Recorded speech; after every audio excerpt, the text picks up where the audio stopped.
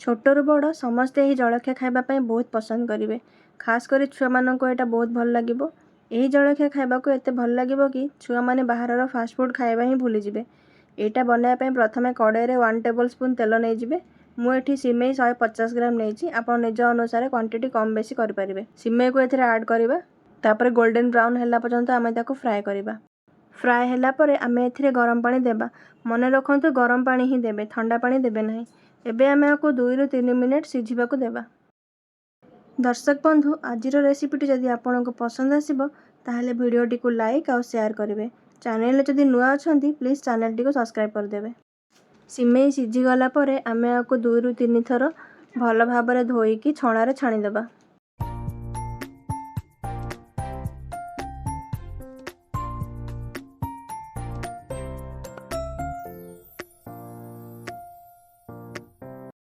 एबे चलंतु परवर्ती स्टेप को जिबा। मुझे कड़ाई रे तेल नहीं जाइए।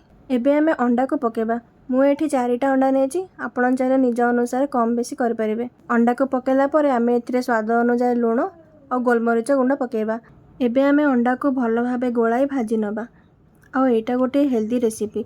एथिरे अधिका मसला भी यूज हेनी। आपण चाहिले छुआ मानक टिफिन बॉक्स रे मध्ये देई परिबे।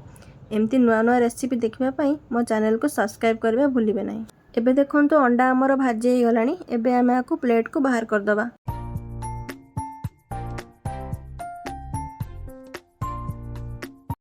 एबे देखंतु मु एठी किछि वेजिटेबल्स नेइची। गाजर, कैप्सिकम, पियाज, टमाटो और अदा को मु एठी काटिकी नेइची।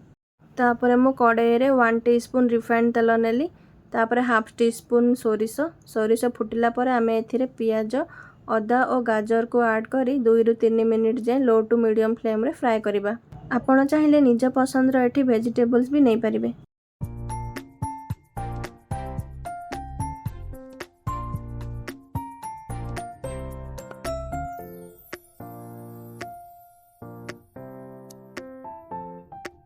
एक्चुअली ना मो भृषंग पत्र पकेया भूली जाइथिली।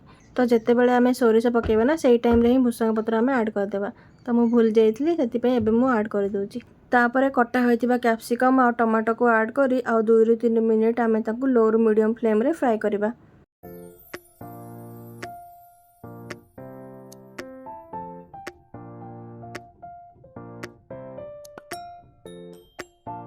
एबे एथिरे स्वाद अनुसार लुण, हाफ चामच लंका गुंड और हाफ चामच गोलमरीच गुंड को ऐड करिबा। जदि आपणको छुआ राग खाएनी एटा स्किप करि परिबे, नहले रागटा निज अनुसार एडजस्ट करि परिबे। एबे आमे सिझेइकी रखिथिबा सिमेई को ऐड करी भल भाबरे मसला सहित आमे आको मिक्स कर दबा।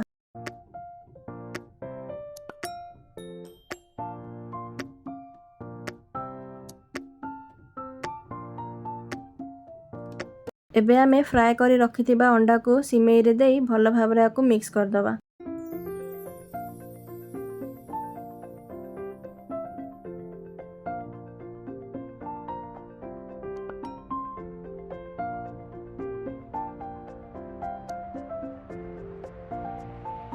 एबे एथिरे कटा धनिया को ऐड करी भल भाबरे मिसई दबा।